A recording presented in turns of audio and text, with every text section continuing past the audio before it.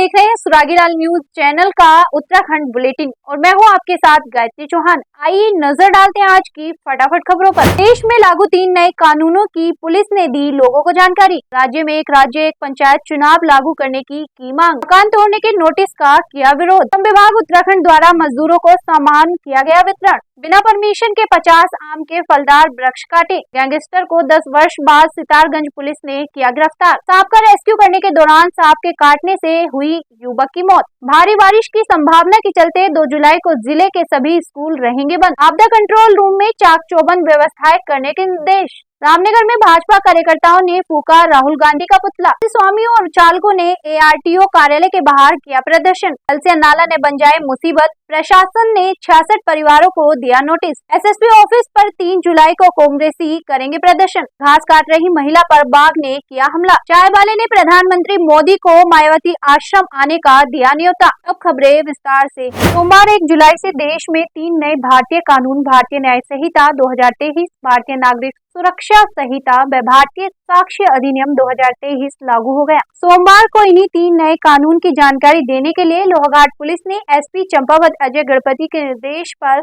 SHO Lohaghat Ashok Kumar के नेतृत्व में लोहाघाट के नगर पालिका सभागार में स्थानीय नागरिकों, महिलाओं व स्कूली छात्र छात्राओं को तीनों भारतीय कानूनों की जानकारी दी। इस दौरान निवर्तमान पालिका अध्यक्ष गोविंद वर्मा, प्रधानाचार्य श्याम चौबे, SSI चेतन रावत, SI पूरन सिंह, ASI लक्ष्मण चंद, धर्मेंद्र प्रसाद, नरेंद्र कुमार आदि मौजूद रहे। वहीं चंपावत में भी 3 नए कानून की जानकारी दी गई।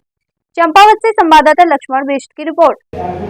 आज पूरे देश में जो 3 नए कानूनों ने पुराने 3 क्रिमिनल मेजर एक्ट को रिप्लेस किया है, उसका रात 12 बजे से 1 जुलाई से उसका क्रियान्वयन हो चुका है।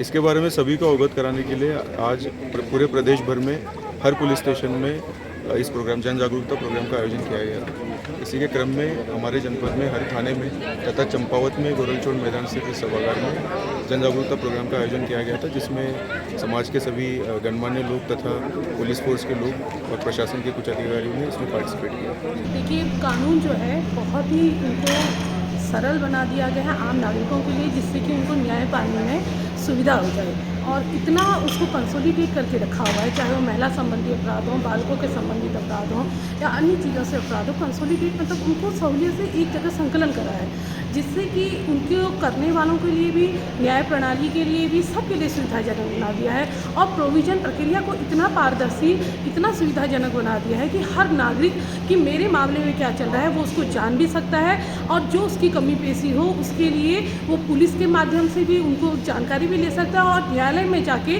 जो भी चीज़ होगी उसको पारदर्शिता के साथ जानकारी प्राप्त होगी, तो अपने मामले को वो ज़्यादा सशक्त रूप से जो है मामले को रख सकते हैं। दिन बहुत ऐतिहासिक दिन है। आज से हमारे देश में 3 नए कानून लागू हैं। इसमें BNS भारतीय न्याय संहिता, दूसरा BNSS भारतीय नागरिक सुरक्षा संहिता, तीसरा भारतीय साक्ष्य अधिनियम। ये तीनों जो अपराध एक्ट हैं वो लागू हैं और ये हमारे देश के नागरिकों को सुरक्षा प्रदान करने के उद्देश्य से बनाए गए हैं और इसमें पुरानी जो IPC, CRPC और एविडेंस एक्ट थे उनमें जो कमियां थी उन्हें दूर किया गया है और हमारे देश के नागरिकों को सुरक्षा देने के उद्देश्य से ही नए कानून बनाए गए हैं। 0 FIR का मतलब ये है कि हमारे साथ कोई घटना घटित होती है और मैं अपने जो घटना स्थल पर नहीं हूँ, हमारे मान लीजिए घर में कोई प्रॉब्लम हो गई या फिर जो हमारे मोबाइल पर कोई समस्या हो गई, जैसे फ्रॉड वगैरह हो जाता है ऑनलाइन, तो उसमें मैं संबंधित स्थान पर रहकर भी संबंधित थाने में अपनी FIR करा सकता हूँ। वो 0 FIR में होगी। फिर घटना स्थल वाले जो थाना है या कोतवाली है वहाँ पर स्थानांतरित कर दी जाएगी। हाँ बिल्कुल, नहीं महिलाओं को तो के लिए तो एक स्पेशल जो बालक हैं, बालकों के लिए एक स्पेशल एक्ट पॉक्सो एक्ट पहले से ही बना हुआ है, लेकिन इसमें जो है 63 से 79 तक जो महिला और जो बच्चों हैं, सॉरी से संबंधित जो कानून बनाए गए हैं वो 63 से लेकर 79 तक बनाया गया है BNS के तहत और इसमें उन्हें काफी जो सुरक्षा प्रदान की गई है। उत्तराखंड त्रिस्तरीय पंचायत संगठन के पदाधिकारियों ने कलेक्ट्रेट परिसर में प्रदर्शन कर राज्य में एक पंचायत चुनाव लागू करने की मांग को लेकर प्रधानमंत्री और प्रदेश के मुख्यमंत्री को DM के माध्यम से ज्ञापन भेजा, जिसमें कहा गया है कि उत्तराखंड में हरिद्वार को छोड़कर प्रदेश के बाकी 12 जनपदों का त्रिस्तरीय पंचायत का चुनाव 2024-25 में किया जाना प्रस्तावित है। प्रधानमंत्री की पहल के बाद पूर्व राष्ट्रपति की अध्यक्षता में बनी कमेटी ने एक देश में एक चुनाव पर अपनी सिफारिश भारत सरकार के पास जमा कर दी है। उत्तराखंड में एक राज्य एक पंचायत चुनाव के लिए लंबे समय से संघर्ष कर रहे प्रधानमंत्री की पहल को सफल बनाने के लिए उत्तराखंड में एक राज्य एक पंचायत चुनाव के सिद्धांत को लागू किया जाए। रुद्रपुर से संवाददाता दुर्गेश तिवारी की रिपोर्ट। आज उत्तराखंड त्रिस्तरीय पंचायत संगठन और ग्राम प्रधान, ब्लॉक प्रमुख, जिला पंचायत अध्यक्ष संयुक्त रूप से आज माननीय जिलाधिकारी उधम सिंह नगर के कार्यालय में उपस्थित हुए। हमारी जो एक मांग, एक राष्ट्र एक चुनाव की तर्ज पर एक राज्य एक पंचायत चुनाव उत्तराखंड में कराए जाएं। चूँकि उत्तराखंड में हम यदि देखें 12 जनपदों का पंचायत चुनाव अलग और हरिद्वार जनपद का चुनाव जो है वो अलग चल रहा है, तो हमारी राज्य सरकार से मांग है कि ये जो विषमता हमारे राज्य के पंचायती चुनाव में है, इस विषमता को समाप्त करते हुए शेष 12 जनपदों के जो चुनाव हैं वो हरिद्वार जनपद के साथ कराए जाएं।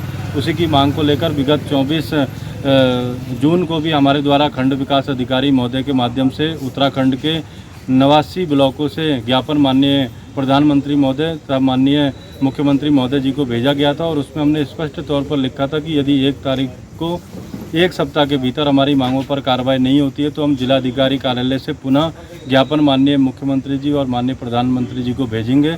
उसी के क्रम में आज मेरे साथ खटीमा के सम्मानित ब्लॉक प्रमुख आदरणीय नामधारी जी और हमारे क्षेत्र पंचायत सदस्य, जिला पंचायत सदस्य, हमारे पूरे उधम सिंह नगर के 7 ब्लॉकों के सम्मानित ग्राम प्रधानगण जो आज सभी उपस्थित होकर हमने माननीय जिलाधिकारी महोदय के माध्यम से ज्ञापन प्रेषित करा है और हमें आशा नहीं पूर्ण विश्वास भी है कि सरकार इस पर सकारात्मक रूप अपनाएगी।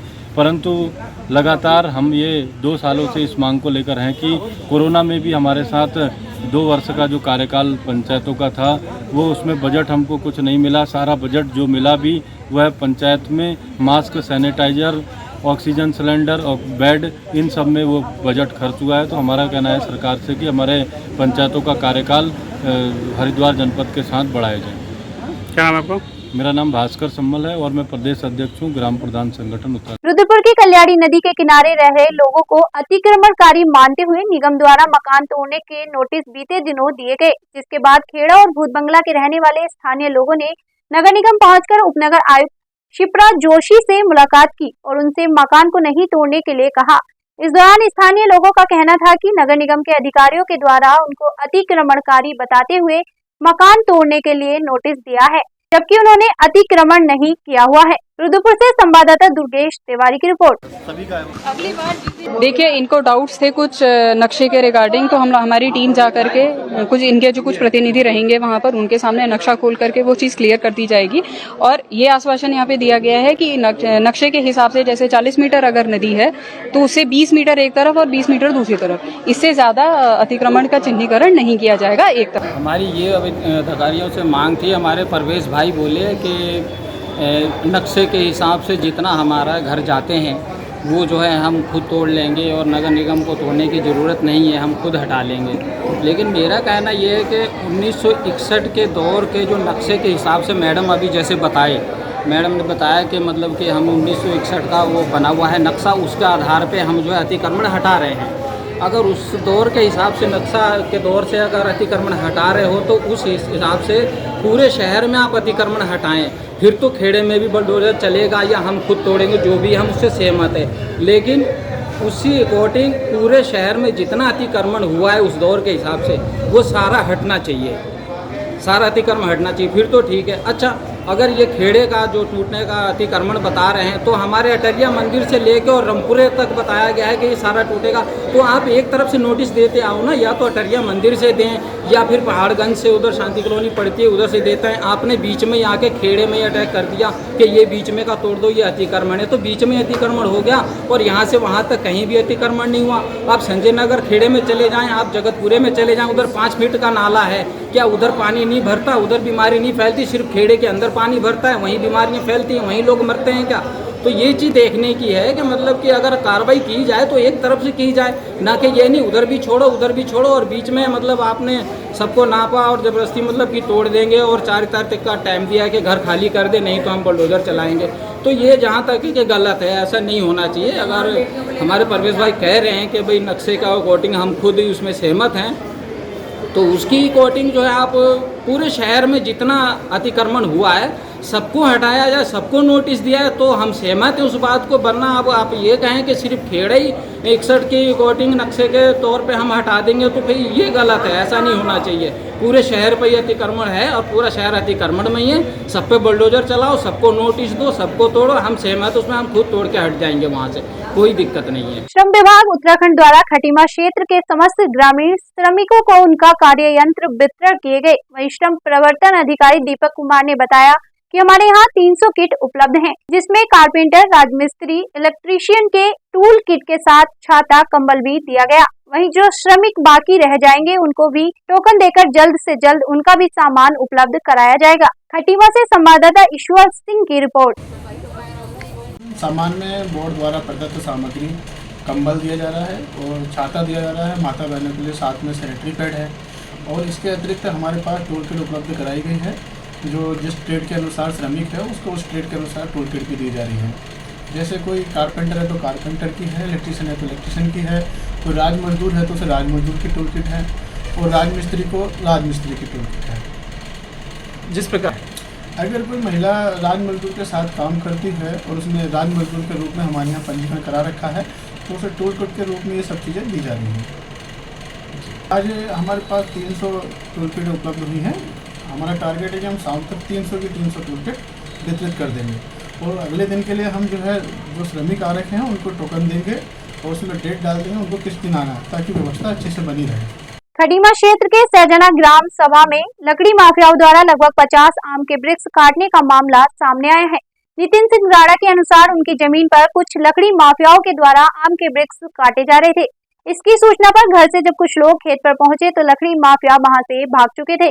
112 पर कॉल कर इसकी सूचना पुलिस को दी गई। खटीमा तहसीलदार हिमांशु जोशी के द्वारा बताया गया कि सहजना ग्राम सभा में कुछ लोगों के द्वारा 30 से 40 पेड़ आम के काटे गए हैं, जिसकी जांच की जा रही है। खटीमा से संवाददाता ईश्वर सिंह की रिपोर्ट। सहजना गांव में फसल नंबर 700 में करीब 30 आम के पेड़ कटने की सूचना प्राप्त हुई है। तो इसमें ये पता चल पा कि पेड़ किसके द्वारा काटे गए उसकी जाँच चल रही है। खातेदार द्वारा जमीन बेची गई इसकी सूचना मिल रही है। तो जमीन पर वर्तमान में किसका कब्जा था इसको स्पष्ट करने के बाद ही पूरी बात सामने आ पाएगी, और जो भी कार्रवाई होगी उसके बाद हम फॉरेस्ट विभाग को इन्वॉल्व करके उसमें आवश्यक कार्रवाई करेंगे। ठीक है सर। हाँ बिल्कुल की जाएगी। पेड़ की परमिशन हमारे संज्ञान में कोई पेड़ की परमिशन ली गई है, और बिना परमिशन किसी भी जगह से इस तरह से पेड़ काटना गैर कानूनी है, उसमें कार्रवाई की जाएगी।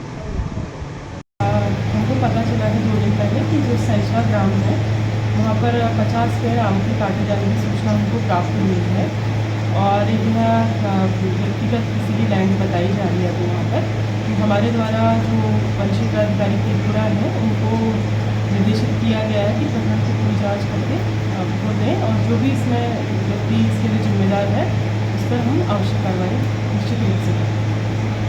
अगर कोई कर्मचारी भी इसकी संलिप्तता भी इसमें पाई जाती है तो निश्चित रूप से उस पर भी कार्रवाई की जाएगी, लेकिन क्योंकि ये आरक्षित वन क्षेत्र के अंतर्गत नहीं आता है, इसका भी पूरी जांच होने दीजिए। जो भी सूचना आएगी तो उससे आपको अवगत कराएंगे। सर मैं नितिन सिंह बोल रहा हूँ, सन ऑफ किशोर सिंह, ग्राम सहजना से। ये हमारा जो बगीचा था ये बगीचा हमारे पिताजी और चाचा जी के द्वारा किसी गांव के व्यक्ति को मतलब ये गिरवीनामा दिया गया था 2.5 लाख रुपए में। गिरवीनामा दिया गया था, तो बीच में वो इसकी फसल लेता रहा, आम की फसल पूरी ठेके में बेचता, सारा काम भी करता था। बीच में वो फिर हमारे परिवार में आता था, वो तब बनाने के लिए कि अपना जो ज़मीन का जो पैसा है मतलब आप दे नहीं रहे हो क्या, ये हमारे नाम कर दो। तो कहा कि ये पेड़ काटने हैं, पेड़ की काटने की अनुमति मांगने आते थे। तो हमारा हिसाब तो हुआ नहीं, हमारे चाचा जी से कहा तो चाचा जी ने मना कर दिया सीधे। लेकिन बीच में वो फिर मिसिंग हो गए, फिर आए, चाचा ने फिर दोबारा मना किया। लेकिन परसों 28 तारीख की घटना है, मैं जब शाम को खटीमा से वापस हो रहा था तो देखा तो पूरी यहाँ पे टीम लगी हुई थी, सारी लेबर ठेकेदार यहाँ लगे हुए थे, पेड़ कटान चल रही थी। तो मैं यहाँ रोड के किनारे पहुँचा, जब फोटो खींची, मैंने कहा ज़्यादा लोग हैं, मैं घर जाके भैया लोगों को बुला के लाता हूँ। तब तो आके देखा वो सारे फरार हो गए, 9 तो 11 हो गए। मैंने तुरंत 112 में कॉल करी, उनको सूचना दी, पटवारी जी आए और यहाँ पर मौका मुआयना किया। उन्होंने कहा आप सीधे तहरीर दीजिए। मैंने रुद्रपुर डीएम साहब के यहाँ भी कॉल किया, और उन्होंने कहा कि आप तत्काल FIR कीजिए। तो मैंने थाना प्रभारी को भी FIR करी और आपके रेंजर साहब को, वन विभाग को वहाँ भी दिया, SDM साहब को भी दिया। उसके बावजूद भी अभी तक कोई न्याय की बात नहीं, कोई कार्रवाई नहीं हुई। जो भी दोषी लोग हैं उनके खिलाफ कार्रवाई होनी चाहिए। मैं ये आग्रह है कि मैं सीधा साधा ST से बिलोंग करता हूँ, आप थारू समुदाय से बिलोंग करता हूँ, सीधे साधे लोग रहते हैं, तो लोगों के द्वारा दबाव बनाया जा रहा है। इस तरह से पूरा बगीचा काट दिया गया और बाद में मेरे को बुलाया गया। उन्होंने कहा कि आप समझौता कर लीजिए, अन्यथा फिर आप बहुत परेशान हो जाओगे। तो मैं ज़्यादा उनसे बातचीत नहीं करी है, मैं वहाँ उनकी बातें सुन के मैं वापस रिटर्न घर आ गया। फिर इतना मेरा कहना है। अब मुझे न्याय चाहिए, ये मेरी रिक्वेस्ट है कि CM साहब भी मतलब हमारे यहाँ खटीमा लोकल से हैं, तो यहाँ पे जो भी ऐसा काम हो रहा है भू माफियाओं के द्वारा, जो लोकल के जैसे होते भू माफिया लोग, उनके द्वारा दबाव बनाया जाता है और फ़ोन किया जा रहा है, जगह जगह से बिचौलियों को लाया जा रहा है, हमारे पीछे में मानसिक प्रताड़ित किया जा रहा है। तो यहाँ भी कॉल आ रही है कि आप आइए, हम आपका सॉर्ट आउट कराते हैं मामला। मैंने 112 में कॉल करी, तो झनगढ़ चौकी में मैंने FIR दी, तो वहाँ से मेरे को कॉल आ रही है कि आप अपने चाचा जी को या परिवार वालों को लेके आइए, आपका मामला हम यही सॉर्ट आउट कराते हैं। ये है पुलिस वालों का कहना है। अब मुझे पुलिस प्रशासन कोई भरोसा नहीं है, मुझे न्याय चाहिए। न्याय नहीं मिलता है तो हम न्यायालय की शरण में जाएंगे। मेरे चाचा जी का कहना है न्यायालय की शरण में जाएंगे, यहाँ न्याय नहीं मिलता है तो सीधे कोर्ट की शरण में जाते हैं। चाहे तो एक साथ होनी चाहिए, सब लोग एक साथ बैठना ही नहीं चाहते। पापा ट्राई दिस। लो सब लपक लिए।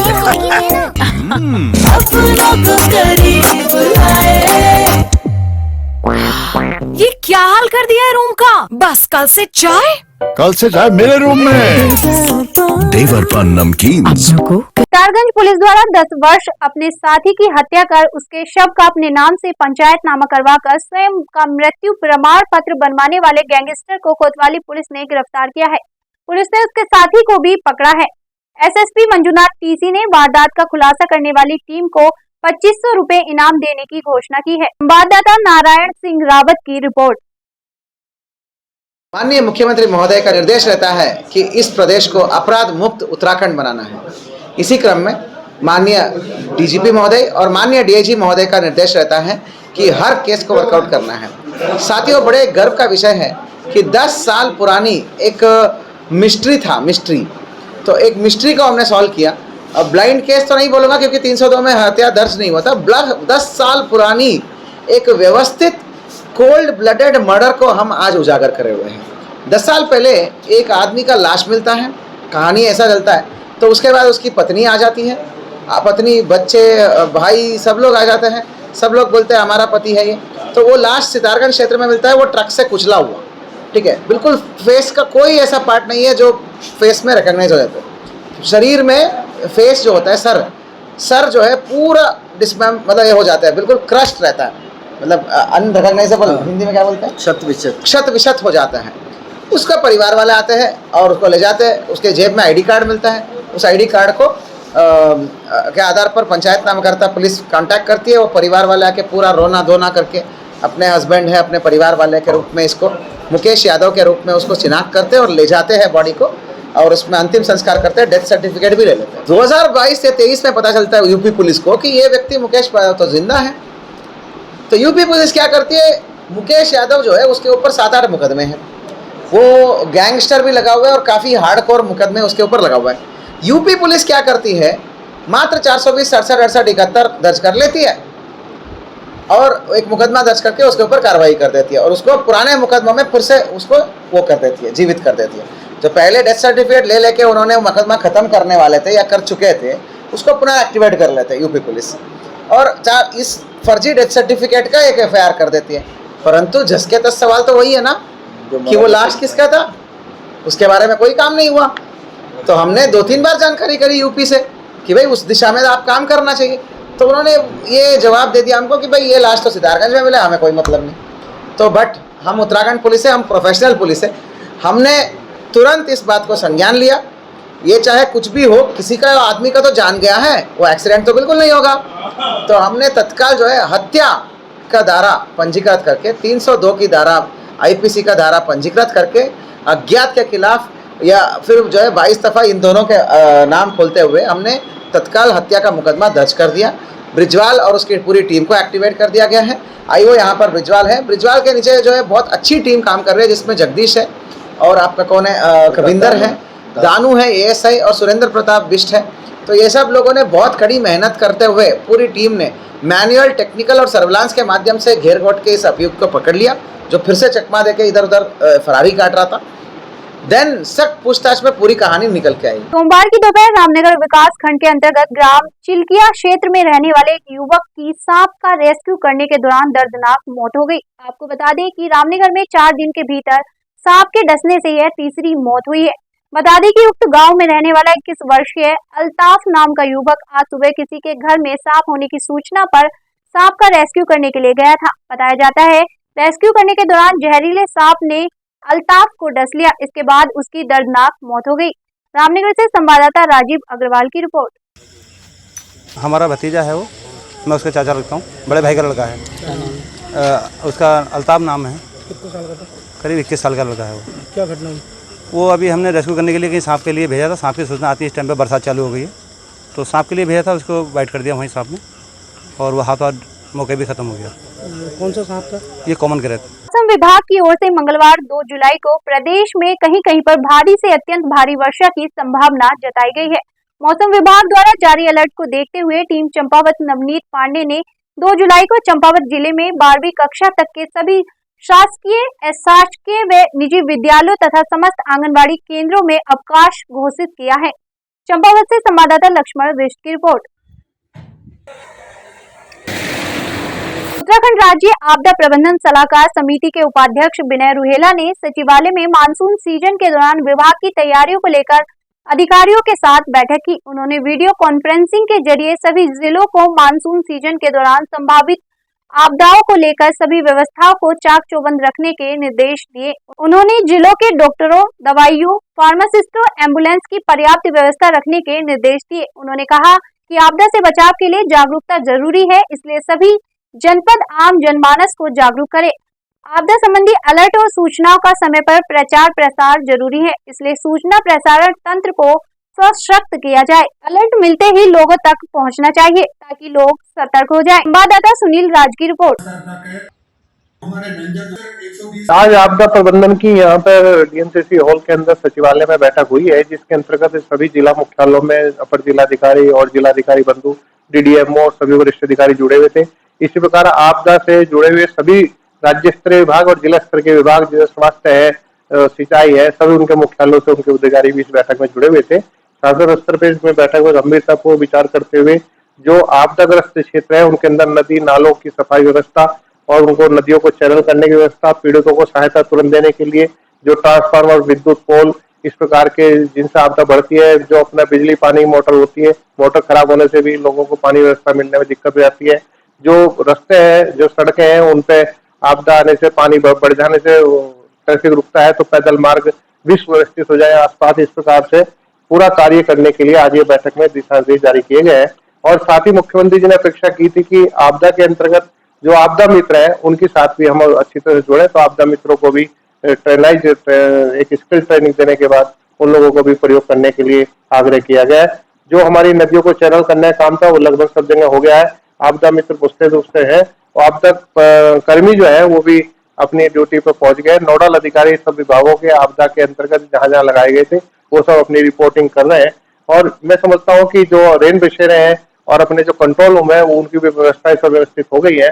जहां जहां आपदाग्रस्त जो पूर्व क्षेत्र थे उनके अंतर्गत पूरा सर्वेक्षण कर लिया गया है और जो जल भराव के क्षेत्र थे उनके अंतर्गत रोग और या आपदा के बाद जो पानी भराव होता है तो उस क्षेत्र में मच्छर या डेंगू या इस प्रकार के जो रोग उत्पन्न होते हैं वहाँ पे डॉक्टरों की टीम मुस्तैद रूप से आगे अपना कार्य करना शुरू कर दिया। इस प्रकार से मैं समझता हूँ मुख्यमंत्री जी के नेतृत्व में जो दिशा निर्देश पिछली बैठक में आपदा विभाग को मिले थे, पूरे आपदा विभाग ने लगकर सभी योजनाओं को सही प्रकार से खड़ा करने में अपना प्रयास पूरा किया है और आने वाली घटनाओं का कम प्रभाव मुझे ऐसा लगता है कि जनता पर पड़ेगा। मंगलवार को रामनगर में भाजपा कार्यकर्ताओं ने कांग्रेस एवं राहुल गांधी के खिलाफ लखनपुर चुंगी पर जमकर नारेबाजी करते हुए प्रदर्शन किया। कांग्रेस नेता राहुल गांधी का पुतला फूका।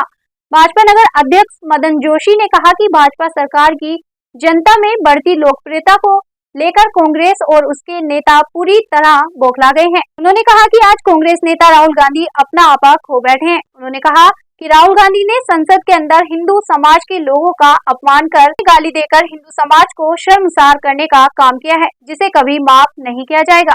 रामनगर से संवाददाता राजीव अग्रवाल की रिपोर्ट। देखिए, राष्ट्रपति अभिभाषण के दौरान हम भी उस जो सत्र है उसको हम भी टीवी में देख रहे थे और नेता प्रतिपक्ष के नाते उनका पहला वो अभिभाषण था। और लेकिन आप जानते हैं कि कांग्रेस परिवार हमेशा हिंदू के खिलाफ रहा है और इन्होंने हमारे हिंदू समाज की आत्मा को लहूलुहान करने का कार्य किया है। तो इसमें पूरे देश का हिंदू समाज इससे पीड़ित है, इनकी भावनाओं से आहत है। तो आज रामनगर विधानसभा में नगर मंडल लखनपुर चौक में हमने राहुल गांधी का पुतला जलाकर उनका विरोध किया है और हमने कहा है कि राहुल गांधी को शर्म आनी चाहिए, माफी मांगनी चाहिए। हिंदुओं को गाली देना अब यह देश सहन नहीं करेगा। और मैं इनसे कहना चाहता हूं कि एक सनातन धर्म है हिंदू हमेशा देश के स्वाभिमान और रक्षा के लिए हमेशा कार्य करता है। राहुल गांधी को अपने शब्द वापस लेकर सत्र में माफी मांगनी चाहिए। अल्मोड़ा जनपद के मां भुवन देवी गजडूगढ़ी टैक्सी वेलफेयर सोसाइटी के टैक्सी स्वामियों एवं चालकों ने रामनगर ARTO कार्यालय पहुंचकर सरकार और विभाग के खिलाफ जमकर नारेबाजी करते हुए प्रदर्शन किया। आरोप लगाया कि ARTO रामनगर और हल्द्वानी द्वारा लगातार उनका उत्पीड़न किया जा रहा है। आरोप लगाया कि टैक्सी वाहनों पर लगे लगेज को भी जबरन उतार कर चालान करने की कार्रवाई की जा रही है। संवाददाता राजीव अग्रवाल की रिपोर्ट। देखिए, पूरा मामला ये है कि ये जो जितने भी IRTO ऑफिस खुले हैं ये सब दलाली के अड्डे बने हैं। जब से यहाँ पर ये वर्मा जी आए हैं तब से दलाली बहुत जबरदस्त ये IRTO ऑफिस में शुरू हुई है। इससे पहले भी यहाँ पे अपने विमल पांडे जी तब IRTO के यहाँ पे दलाली नहीं थी, लेकिन अब बहुत बड़ी दलाली शुरू हो गई है। और इसके बाद जितने भी टैक्सी स्वामी यहाँ पे बैठे हैं इन पे जबरन छत उतारने की बात कर रहे हैं कि छत उतार दो करके एक्सीडेंट हो रहे हैं। मैं इनसे मेरा निवेदन है कि शराब पीने से ज़्यादा एक्सीडेंट होते हैं, पहले शराब के ठेके बंद करवाएं और फिर ये छत उतारने की बात बंद करें। क्योंकि कभी गाड़ी का ब्रेक फेल होने से भी गाड़ी का एक्सीडेंट होता है, कभी टायर फटने से एक्सीडेंट होता है। कोई आदमी ये नहीं चाहता कि मैं अपनी गाड़ी को गिराऊं। विशेष परिस्थितियों में एक्सीडेंट होते हैं और इसके खिलाफ जो तमाम IRTO और सरकार ने मुहिम चलाई है कि छत उतारो, फलाना काम करो, ये करो, उसके खिलाफ हम सड़कों पर उतरेंगे। और ये दलाली जो IRTO ऑफिस में दलाली पैदा हो रही है इसके खिलाफ हम पूरा जमकर पूरे प्रदेश के अंदर विरोध प्रदर्शन करेंगे। क्योंकि ये दलाली जब से यहाँ पे अपने IRTO आए हैं तब से इन्होंने इतनी बड़ी दलाली, यहाँ पर जितने भी डंपर वाले भी कह रहे हैं कि सुबह 3 बजे बैठ जा रहे हैं, 2:30 बजे बैठ जा रहे हैं। यहाँ पर जितने डंपरों का मंथली यहाँ पर जमा है उनका पैसा उनका चालान नहीं होगा। वो कितना मर्जी वो लोड लेके जाए, लेकिन जिनका मंथली नहीं है ये बाजार से भी वो चक्कर लगाने लगे। बाजार में जितनी गाड़ियां जा रही हैं बाजार से पकड़ करके और कांटे पे तोल करने जा रहे हैं। तो हम इनसे कहना चाह रहे हैं कि आपका पूरा पहाड़ को खाली करने का एक षड्यंत्र रच रहे हैं। क्योंकि गाड़ी वाला अपना रिस्क पर तो लोगों को सुविधा दे रहा है, गरीब लोगों को मकान बनाने में मदद कर रहा है और तुम उससे अंडरलोड की बात कर रहे हो। मैं ये पूछना चाहता हूं कि तुम्हारे सड़कों में जितने गड्ढे पड़े हैं उन गड्ढों पे आपने क्या कार्रवाई की? जितने सड़कों के दीवार टूटे हैं उन सड़कों पे क्या कार्रवाई की? जब ठेकेदार से ढंग से काम नहीं कर पा रहा है तो उसके खिलाफ आपने मुकदमा क्यों नहीं लिखा? जब दीवार टूट गई तब आपने PWD के खिलाफ क्यों एक्शन क्यों नहीं लिया? लेकिन ये सब जो गरीब आदमी हैं, जितने टैक्सी वाले हैं, जितने ड्राइवर हैं, उनको इस प्रदेश के अंदर, इस देश के अंदर हीन भाव से देखा जाता है। ऐसा लगता है गवार है, ये पढ़े लिखे नहीं है, जबकि कई लोग पढ़े लिखे हैं, बहुत अच्छे समझदार हैं, लेकिन उनको ये दृष्टि जो लोग एक भाव है ड्राइवर को देखना, उसके खिलाफ हम पूरी तरीके से मुहिम चलाएंगे। और ऐसे दलाली के खिलाफ, ऐसे IRTO के खिलाफ आपने पहले भी देखा इस IRTO ऑफिस में कितनी बड़ी दलाली तमाम मीडिया ने और यहाँ तक कि मुख्यमंत्री इस IRTO की हालत देख चुका है। उसके बाद भी इसका मतलब मुख्यमंत्री भी आकर इस दलाली में हाथ डाल गए और उनसे कहा तुम वसूली ज्यादा करते रहो और हमें भी देते रहना, तुम भी खाते रहो। आपने कार्रवाई क्यों नहीं करी फिर यहाँ पे? तो इसलिए मैं सभी लोगों का बहुत बहुत धन्यवाद करता हूँ। जय भारत, जय उत्तराखंड। आज आपने धरना दिया IRTO ऑफिस में, क्या है पूरा मामला? ये मामला टैक्सी यूनियनों पे अत्याचार, ये जो छतें काटी जा रही है और छत काट करके जबरन जो है ट्रकों में भर के ले जाया जा रहा है। टैक्सी वालों को डराया जा रहा है, धमकाया जा रहा है और तमाम चुनाव टैक्सी वालों से, सरकारी कार्य चुनाव जो है वो टैक्सी वालों से करवा करके यूज एंड थ्रो की पॉलिसी कर रहे हैं। और ये देखिए, ये चेक है, ये पिछले साल विधानसभा चुनाव का चेक है और ये जो है 20 दिन का 449 रुपये का चेक दिया गया और जब बैंक में डाला तो ये भी बाउंस निकला। बताइए इसका जिम्मेदार कौन है? तो सरकार बिल्कुल अतिक्रमण मचा रखा है, लूट मचा रखी है और IRTO जो है डराने, धमकाने और वसूली के धंधे पर लगा हुआ है। ये चेक कौन से विभाग ने दिया था? ये चुनाव आयोग जो ये IRTO विभाग है जो हमारा ये पेमेंट बनाता है, ये उनके द्वारा दिया गया चेक है, तहसील के माध्यम से हमको मिला है और हमने जब ये चेक डाला तो ये बाउंस हुआ। देखिए, ऐसा है कि विगत कई माह से ऐसा हो रहा था कि पर्वतीय क्षेत्रों में बहुत सारी दुर्घटनाएं हो रही थी और दुर्घटनाओं की जो विशेष वजह निकल के सामने आ रही थी वो ओवरलोडिंग थी, जिसमें ओवरलोडिंग में भी ये मुख्यतः ये देखा गया कि जैसे उखलकांडा में हुई दुर्घटना और बेताल घाट में हुई, तो काफ़ी लोग जो है छतों पे बैठे हुए थे गाड़ियों की। और जैसे ये मैक्सी चलती हैं, बोलेरो वाहन चलते हैं टैक्सी मैक्सी के रूप में, इनमें छत पे लोगों को बैठाने की प्रथा जो है बहुत इंटीरियर वाली सड़कों पे इन लोगों की रहती थी। तो इसको लेकर के परिवहन विभाग ने, चूँकि लोगों की सुरक्षा सर्वोपरि है और यातायात सुरक्षित रहे, लोग सुरक्षित रहें, तो ये सर्वोपरि है हमारे लिए भी और सबके लिए। तो परिवहन विभाग ने इसके लिए अभियान चलाया और ये कहा गया कि आप जो लगेज कैरिज है वो लगा सकते हैं, लगेज कैरियर लगा सकते हैं, लेकिन जो RTA के द्वारा निर्धारित मानक हैं उनके अनुसार ही लगेज कैरियर लगा सकते हैं। अब ये लोग पीछे सीढ़ी लगा देते हैं, ऊपर बहुत चौड़ा सा पूरी छत में एक कैरियर बना देते हैं, बीच बीच में जाल बना देते हैं ताकि लोग बैठ सकें। उसको लेकर के ही हमारा जो है चला अभियान है ये, और ऐसे लगेज कैरियर को हटाने की कार्रवाई की जा रही है ताकि लोग सुरक्षित रहें और दुर्घटनाएं कम हों। ओवरलोडिंग दुर्घटना का भी एक बहुत बड़ा कारण है, इसलिए उच्च अधिकारियों के निर्देश भी प्राप्त हो रहे हैं कि ये ओवरलोडिंग को रोका जाए। मानसूनी सीजन में हर बार की तरह रक्सिया और कलसिया नाला कहर बरपाते हैं। वहीं इस बार प्रशासन ने मौसम विभाग के अलर्ट को देखते हुए एहतियात बरतना शुरू कर दिया है। इसी बात को ध्यान में रखते हुए SDM पारितोष वर्मा ने आज पुलिस टीम के साथ रक्सिया और कलसिया नाले का निरीक्षण किया। कलसिया नाले में खतरे की जद में आ रहे 66 परिवारों को प्रशासन ने घर खाली करने का नोटिस जारी किया है। SDM ने सभी लोगों से बात कर उन्हें सुरक्षित और अलर्ट रहने को कहा। प्रशासन ने काठगोदाम नगरपालिका इंटर कॉलेज में इन सभी लोगों के रहने की व्यवस्था की है। SDM पारितोष वर्मा ने बताया कि अलर्ट को देखते हुए टीमें तैनात हैं। संवाददाता दीपक अधिकारी की रिपोर्ट। देखिए, बारिश को देखते हुए यहाँ पे क्योंकि 3 दिन का रेड अलर्ट भी है और यहाँ कलसिया नाला क्योंकि विकराल रूप धारण करता है, तो इसी को देखते हुए यहाँ पे नोटिस भी दिए गए जितने परिवार हैं, और यहाँ पे ये चेतावनी दी गई है कि जब भी बरसात हो ये अपने घरों से सुरक्षित स्थान पर चले जाएं। और यहाँ पे एक स्कूल है जिसको चिन्हित किया गया है जहाँ पे आप लोग जा सकते हैं, यही अवगत कराने के लिए और यही जानकारी देने के लिए कलसिया क्षेत्र का भ्रमण किया गया है। और साथ ही यहाँ पे जो कार्य चैनलाइजेशन का था वो सिंचाई विभाग द्वारा किया जा चुका है, तो कि संतोषजनक सभी स्थानीय नागरिकों द्वारा बताया गया। सर, कितने घर है जो खतरे की जद में हो, क्या कुछ रहने की उनकी व्यवस्था भी कर रहे हैं आप लोग? देखिए, 66 परिवार हैं जिनको नोटिस दिए गए हैं, जो नाले के बिल्कुल समीप हैं और खतरे की जद पे हैं।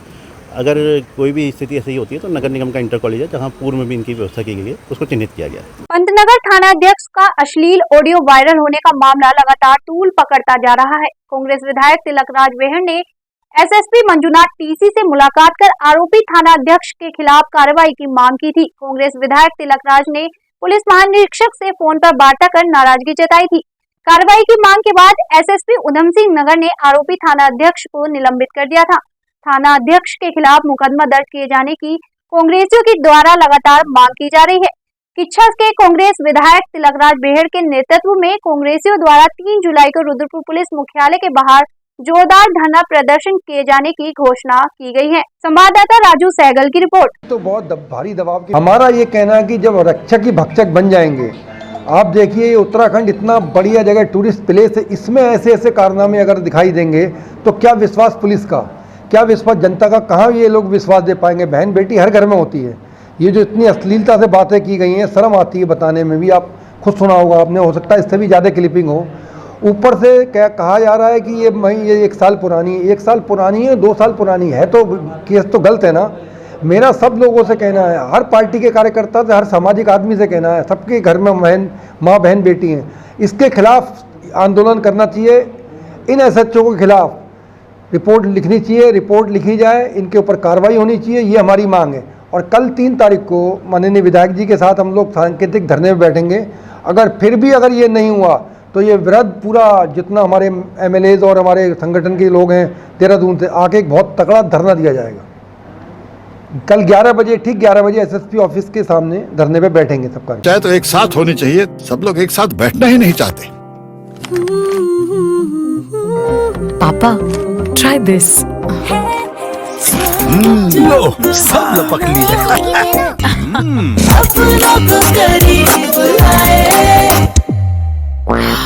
ये क्या हाल कर दिया है रूम का? बस कल से चाय मेरे रूम में।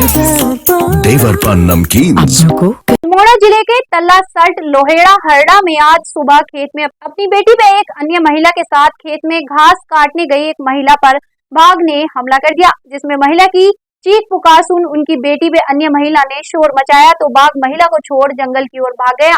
बता दें कि घायल महिला का नाम लीला देवी, जिसकी उम्र 50 वर्ष है। वह गंभीर रूप से घायल महिला को तल्लासल्ट हरड़ा में प्राथमिक उपचार देने के बाद डॉक्टरों ने रेफर कर दिया। संवाददाता राजीव अग्रवाल की रिपोर्ट।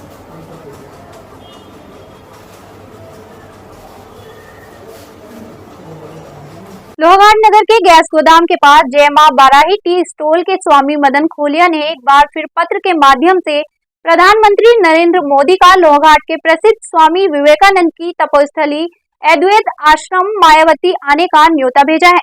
साथ ही पत्र में प्रधानमंत्री मोदी को तीसरी बार देश का प्रधानमंत्री बनने की शुभकामनाएं दी हैं। बता दें कि चाय विक्रेता मदन खोलिया के द्वारा पूर्व में भी पीएम मोदी को लोहाघाट आने का न्योता दिया गया था, जिसे प्रधानमंत्री मोदी ने स्वीकार भी किया था और लोहाघाट में प्रधानमंत्री मोदी के आने की पूरी तैयारी भी हो चुकी थी। लेकिन कुछ कारणों के चलते अचानक पीएम मोदी का लोहाघाट दौरा स्थगित हो गया था। संवाददाता लक्ष्मण बिष्ट की रिपोर्ट। महोदय, मैंने पूर्व में भी प्रधानमंत्री को लोहाघाट आने का न्योता दिया था, उन्होंने न्योता स्वीकार भी किया। कारणवश यहाँ आने का कार्यक्रम रद्द हो गया। इस बार मैंने पुनः माननीय प्रधानमंत्री जी को देश के तीसरे प्रधानमंत्री के रूप में बधाई भी दी है और यहाँ आने का न्योता अद्वैत आश्रम मायावती आने का न्योता भी दिया है। मुझे पूरा विश्वास है कि इस बार माननीय प्रधानमंत्री महोदय जरूर मायावती आश्रम आएंगे। मेरा न्योता स्वीकार किया है उन्होंने, जिस आपका काफी तरक्की कर रहा है। आज के लिए इतना ही और अन्य खबरों के लिए देखते रहिए सुरागीलाल न्यूज चैनल। धन्यवाद।